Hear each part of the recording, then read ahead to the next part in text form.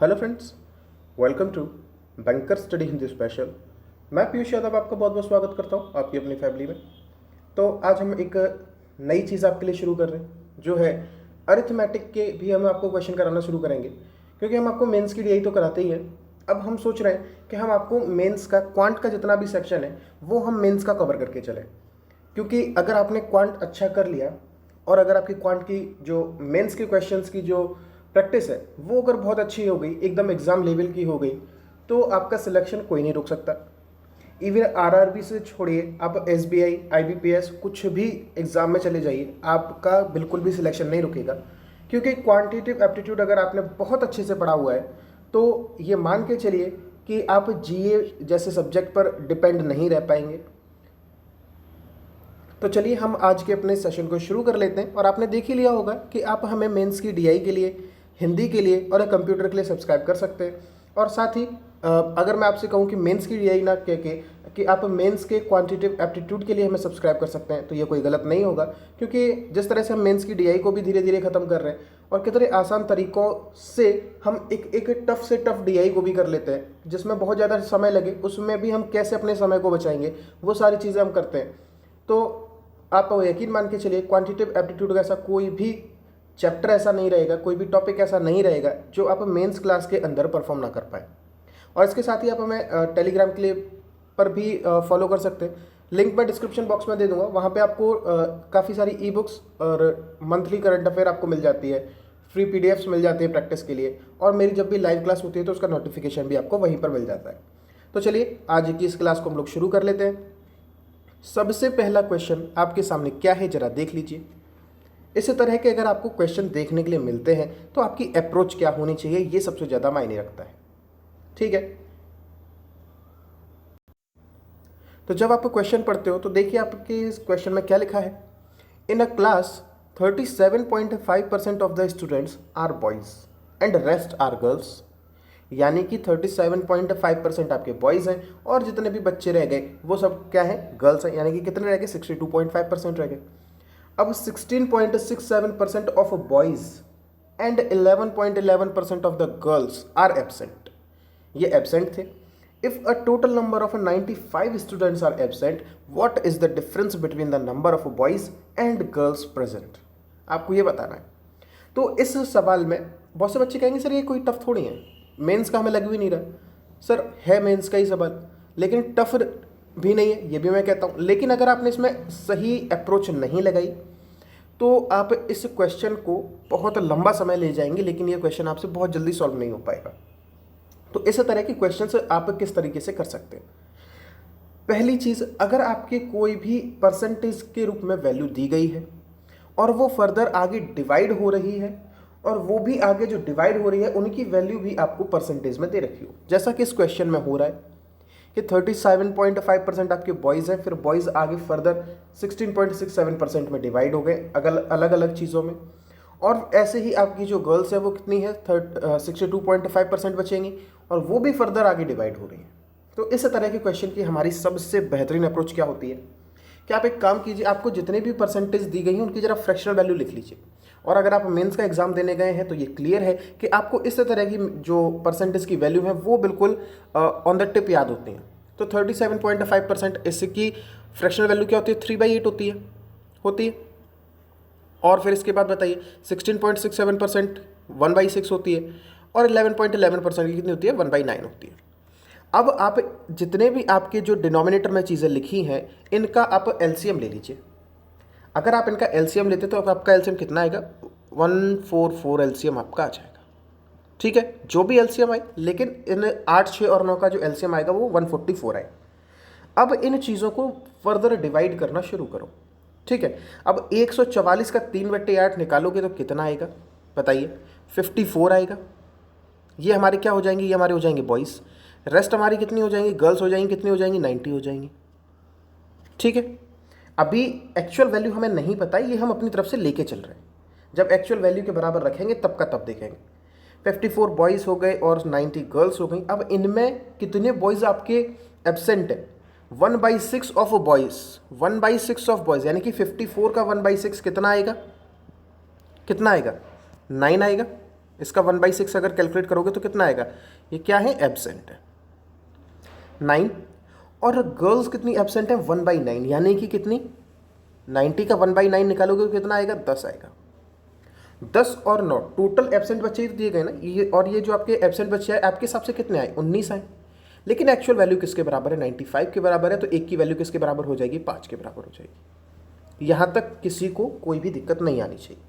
अब आपसे पूछा क्या जा रहा है कि what is the difference between the number of boys and girls present, जो बच्चे प्रेजेंट हैं उनमें कितना डिफरेंस है बॉयज एंड गर्ल्स का, ये आपसे पूछा जा रहा है। तो आप बताइए कि प्रेजेंट कितने हैं। अगर एब्सेंट 9 है लड़कों में तो कितने लड़के प्रेजेंट है, 45, यस सर। गर्ल्स कितनी प्रेजेंट है, 80। इन दोनों के बीच का डिफरेंस कितना निकल के आता है, 35। लेकिन एक की वैल्यू किसके बराबर है सर, 5 के बराबर है, तो 35 की वैल्यू कितनी हो जाएगी, 35 × 5, यानी कि इसको सॉल्व करोगे तो कितना आएगा, 175। देख रहे हो, बिल्कुल कैलकुलेशन नहीं थी, बस चीज़ों का अप्रोच आना चाहिए। अगर अप्रोच अच्छी लगाओगे क्वेश्चन कुछ भी नहीं बचेगा। ठीक है, अगले क्वेश्चन की तरफ चलते हैं। अगर अप्रोच पसंद आई है, तरीका पसंद आया, इसी तरह से करेंगे, कोई टेंशन नहीं लेनी, इसी तरह से आगे भी चीज़ों को करेंगे। अगर पसंद आ रहा है तो लाइक कर देना वीडियो को, और अगर अभी तक सब्सक्राइब नहीं किया है तो सब्सक्राइब जरूर कर लेना, क्योंकि हम आपके लिए बहुत बेहतरीन कंटेंट लगातार प्रोवाइड करते हैं। चलिए शुरू करते हैं इस वाले क्वेश्चन को। इसमें देखिए आपसे क्या कहा जा रहा है कि 12 ईयर्स फ्रॉम नाउ, मैंने हमेशा से एक चीज़ कही है आपसे कि जब भी आप अरिथमेटिक के क्वेश्चन से कर रहे हो तो हमेशा जो भी आपको दिया जाए उसको लिखते जरूर जाइए। अगर आप उनको लिखते जाएंगे तो वो डेटा आपके सामने इस तरह से बन जाएगा कि आपको दिमाग से पता लगने लगेगा कि आपको किस डेटा को किस फॉर्म में यूज़ करना है। तो जो लिखा जाएगा हम उसे लिखेंगे। अब देखो 12 years from now A will be twice as old as C was 8 years ago, यानी कि अभी से 12 साल के बाद अगर देखोगे तो ए कितना होगा, अभी से 12 साल के बाद ए होगा ट्वाइस, किसका ट्वाइस, ए होगा क्या, ट्वाइस होगा ना, ए विल बी ट्वाइस, किसका twice, C was 8 years ago, यानी कि सी -8। ठीक, ये पहली लाइन में लिखा गया, इस चीज को अलग लिखा रहने दो, चाहो तो इक्वेशन नंबर 1 डालना चाहो तो डाल दो, नहीं डालना चाहना तो नहीं डालना। अगला देखो, presently sum of the age of B and C, presently B और सी की जो एज है वो किसके इक्वल है, ए की एज के 12 ईयर्स नाउ। ठीक है,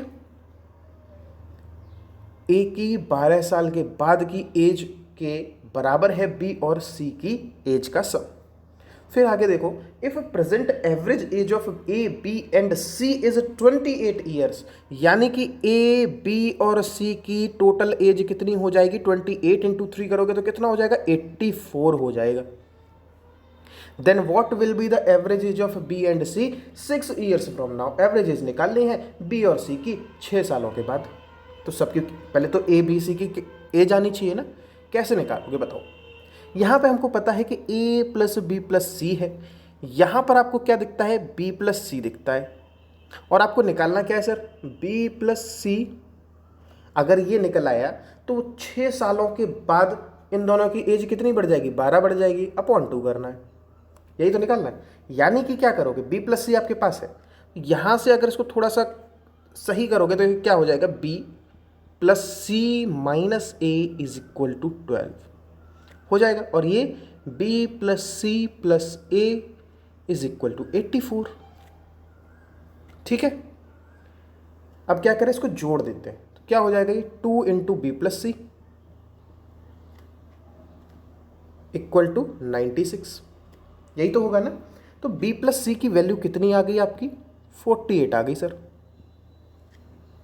हमें निकालना क्या है, b + c + 12, यानी कि 48 + 12 60 /2 इक्वल टू कितना आएगा, 30 ईयर्स। ये देखो है मेंस का सवाल, कह दो सर आप करा रहे हो इसलिए नहीं लग रहा है मेंस का सवाल, अदरवाइज आप करके देखते इसको। पहले तो आप ये सोचते कि ये होगा कैसे, आप किसी की एज x मान रहे होते, किसी की कुछ मान रहे होते, लेकिन मैंने क्या कहा, पहले डेटा लिख लो, जब डेटा लिख जाएगा फिर समझ में आएगा कि इसमें करना क्या है। मेंस आपकी नॉलेज चेक करता है, और नॉलेज आपकी चेक कब होगी, जब आपके सामने डेटा लिखा होगा। ठीक है, बिल्कुल ईजिली तरीके से कर पा रहे हैं। अगर ये क्वेश्चन मेंस में आएंगे, और बिल्कुल ये मेंस के क्वेश्चन है, मैंने कोई प्रीलिम्स का क्वेश्चन नहीं लिया है। प्रीलिम्स के क्वेश्चन तो बहुत ईजी होते हैं। एज के क्वेश्चन में तो मैं आपको इस तरह के अप्रोच सिखा दूंगा कि आपको पेन भी उठाने की जरूरत नहीं पड़ेगी। ठीक है, तो ये इस तरह के क्वेश्चन है कि आप मुश्किल से मुश्किल 30 to 40 सेकंड में आंसर दे रहे हो, और ज़्यादा ज़्यादा लगा लो तो 1 मिनट लगा लो। और मेंस का क्वेश्चन अगर 1 मिनट में एक कर पा रहे हो अरिथमेटिक का, तो सोचो आपकी स्पीड कितनी अच्छी है, आपका कॉन्सेप्ट कितना अच्छा है। ठीक है, और ये कैसे आएगा? लगातार प्रैक्टिस से आएगा। वीडियोस मेरी देखते रहना, मैं आपको यही चीज़ें सिखाता हूँ। मैं बिल्कुल वो चीज़ आपको कराने की कोशिश ही नहीं करता कि जो भरमार है यूट्यूब पे। क्वालिटी कंटेंट देता हूँ हमेशा। तो चलिए अगले क्वेश्चन की तरफ चल लेते हैं। यहाँ पे आपसे क्या पूछा जा रहा है? अब ये देखो, ये क्वेश्चन है, ये है आपका क्वांटिटी 1 और क्वांटिटी 2 के ऊपर। आपको जो भी दिया गया है उसमें मात्रा 1 जो है उसमें आपका आंसर निकलेगा, मात्रा 2 से आपका आंसर निकलेगा। फिर आपको आंसर टिक करना पड़ेगा कि क्वांटिटी 1 ज़्यादा है क्वांटिटी 2 से, या कम है, कम बराबर है, ज़्यादा बराबर है, या फिर रिलेशन इस्टेब्लिश नहीं हो सकता है, इस तरह के। ठीक, चलिए देखो, हिंदी वालों ने देख लिया होगा, मैं क्वेश्चन इंग्लिश में ही कराऊंगा। मैंने अगली स्लाइड पे ले रखा है इस क्वेश्चन को। चलिए,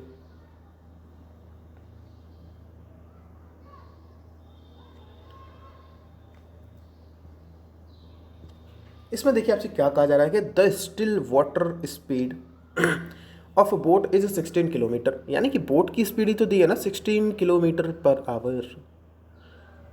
और मैं हमेशा कहता हूँ कि लिखना उतना ही जितना आप अपने दिमाग में न रख सको।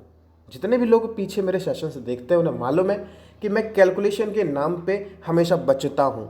बचने का मतलब ये नहीं है कि मैं करता नहीं हूँ। मैं ज़्यादा से ज़्यादा कैलकुलेशन अपने माइंड में करने की आपको सलाह देता हूँ, और वही चीज़ें आपको भी करनी चाहिए, क्योंकि जितना लिखोगे उतना ज़्यादा टाइम बर्बाद होगा।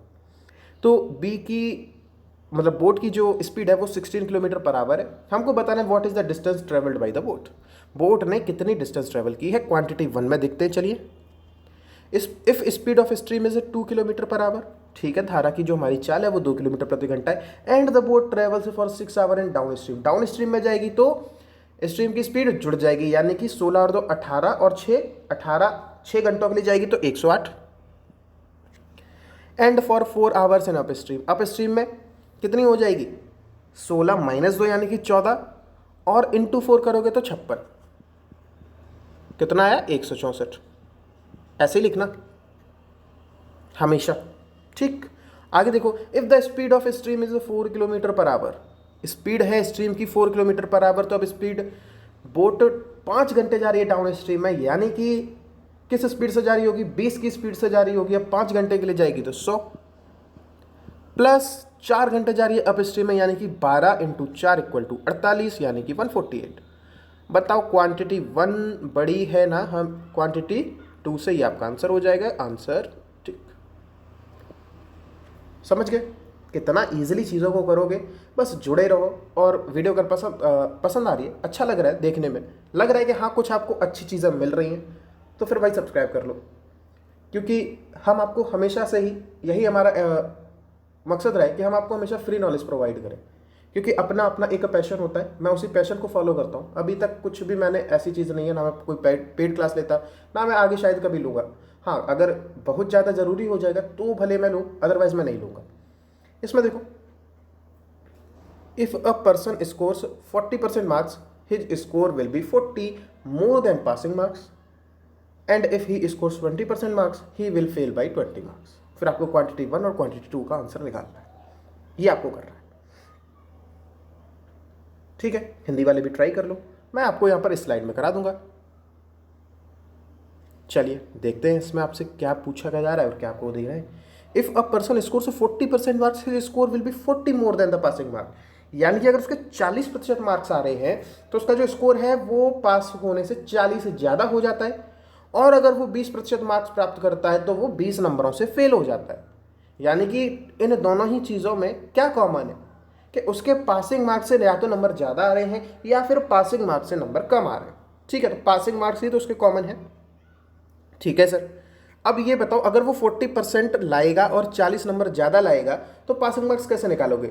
40% अगर वो लाया तो उसके अगर मैं 40 मार्क्स घटा दूँ, 40% तो लाया है और उस 40% में से अगर मैं उसके 40 मार्क्स घटा दूं तो वो किससे ज़्यादा थे 40 नंबर, पासिंग मार्क्स से ज़्यादा थे, तो वो आपके क्या आ जाएंगे, पासिंग मार्क्स आ जाएंगे। यानी कि 40% में से अगर मैं 40 मार्क्स घटा दूं तो ये मेरे पासिंग मार्क्स, और ऐसे ही अगर 20% में 20 नंबर और जोड़ दूं तो वो उसके पासिंग मार्क्स, क्योंकि 20 नंबर से ही तो फेल हो गया था, तो 20 नंबर उसको और दे देते अगर, तो वो पास हो जाता, यानी कि पासिंग मार्क्स से बराबर हो जाता। यानी कि 20% प्लस 20, ये भी आपके पासिंग मार्क्स। अब दोनों पासिंग मार्क्स हैं तो बराबर कर दिया। सॉल्व करोगे तो कितना आएगा, 20% इक्वल टू 60, तो 100% की वैल्यू कितनी आएगी, 300, यानी कि टोटल मैक्सिमम मार्क्स कितने आए उसके, 300 मार्क्स आए। ठीक है, अब देखो आपसे क्या क्या पूछा जा रहा है उसका जरा हम देख लेते हैं आंसर। क्वांटिटी 1 में आपसे क्या कहा जा रहा है, जरा देखिए। क्वांटिटी 1 में आपसे क्या कहा जा रहा है, A scores at least 75% more than the passing marks. A कितने कम से कम कितने नंबर लेके आता है, 75% ज़्यादा मार्क्स लेके आता है पासिंग मार्क्स का। तो सबसे पहले पासिंग मार्क्स निकाल लो। पासिंग मार्क्स कितने होंगे, 300 का 40% 120, और उसमें से अगर 40 घटा दिया तो 80। 80 तो आपके क्या हो गए, पासिंग मार्क्स हो गए। ठीक है, और क्योंकि ये 75% ज़्यादा ला रहा है, यानी कि 175% मार्क्स कम से कम इसके ज़्यादा आने चाहिए। तो 175% निकाल लो इसका, 175%, 25 से अगर काटोगे तो कितना आएगा, 7/4 आएगा, यानी कि 140 आएगा। यानी ए को कम से कम 140 नंबर तो लाने, एटलीस्ट बोला है, ध्यान रखना। ए को कम से कम 140 तो लाने ही हैं, और उससे ज़्यादा आ सकते हैं। यानी कि ए का स्कोर है या तो 140 के बराबर हो जाएगा या फिर 140 से ज़्यादा होगा। ठीक है, क्वांटिटी 1 में ये चीज़ निकल के आई। आगे चलो, क्वांटिटी 2 में आपसे क्या कहा जा रहा है कि बी स्कोर्स 66.67% मार्क्स। तो बी के मार्क्स कितने आएंगे, 2/3 निकाल दो 300 का, तो 200 मार्क्स। बी के कितने मार्क्स निकल के आए, 200 मार्क्स।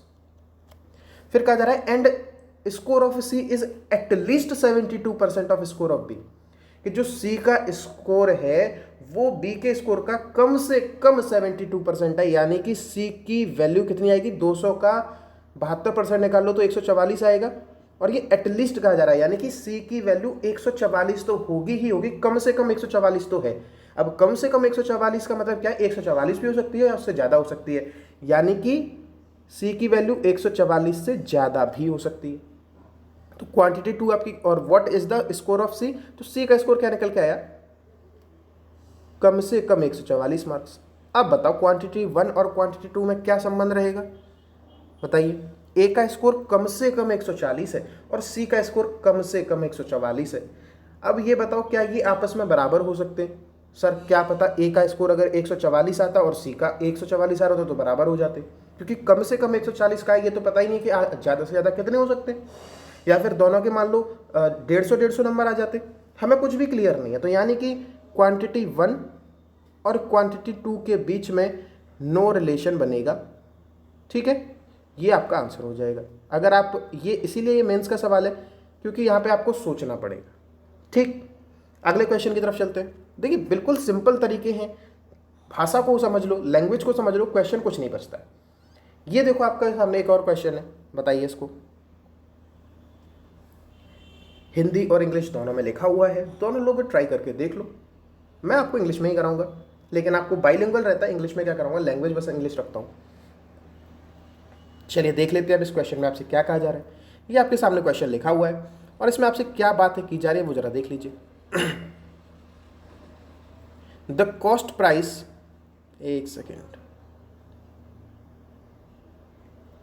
हाँ अब देखिए, the cost price of 6 lamps and 2 mugs is ₹2440।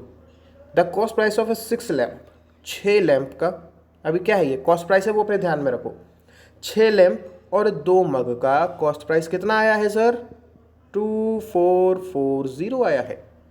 And the cost price of 4 lamp is, 4 lamp का कॉस्ट प्राइस है 1020 more than, 1020 more than that of 1 मग, यानी कि 1 मग से।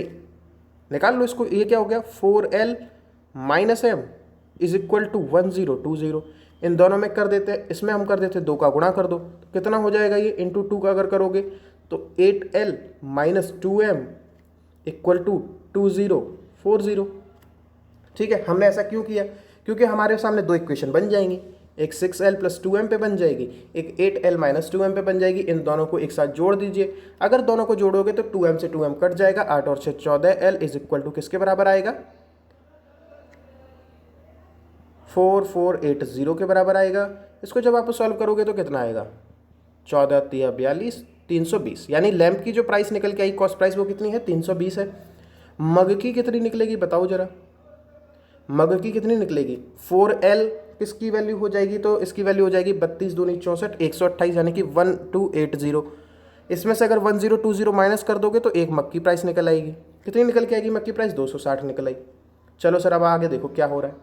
ठीक है, तो इतना सारा अगर हमारा बन गया तो हम जरा इसको रिमूव कर लेते हैं और बस ये देख लीजिए आपकी लैंप की प्राइस क्या निकली है? 320, मग की प्राइस 260। ठीक है, 320 और 260, 320 और 260 ये मग है, ये आपका लैंप है। अब देखो क्वांटिटी 1 में आपसे क्या कहा जा रहा है? क्वांटिटी 1 में सर हमसे कहा जा रहा है what will be the selling price of lamp if it is sold at a loss of less than 40। यानी कि लैंप की प्राइस कितनी हो जाएगी?